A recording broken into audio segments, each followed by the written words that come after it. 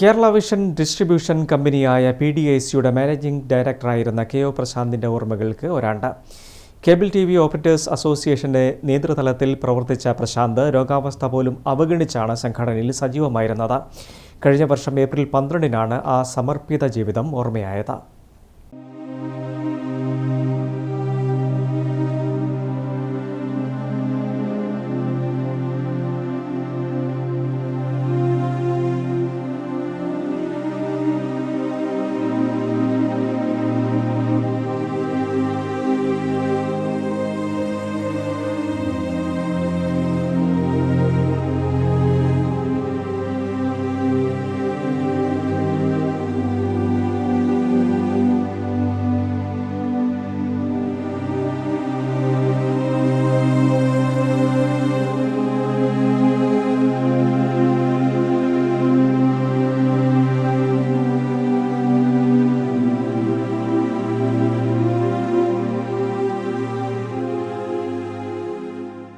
ഓർമ്മകൾ നയിച്ച ഒരു വർഷം.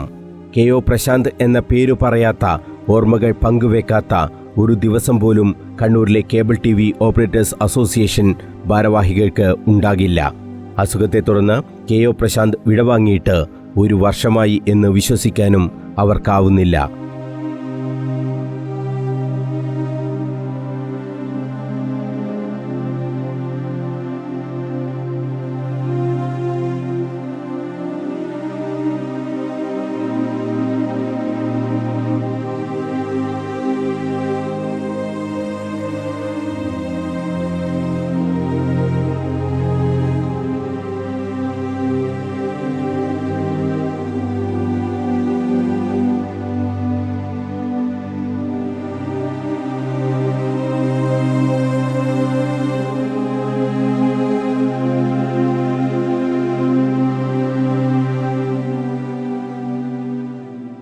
കേബിൾ TV ഓപ്പറേറ്റേഴ്സ് അസോസിയേഷൻ എന്ന സംഘടനയുടെ തുടക്കം മുതൽ അതിൻ്റെ ഭാഗമാണ് മട്ടന്നൂർ സ്വദേശിയായ KO പ്രശാന്ത്.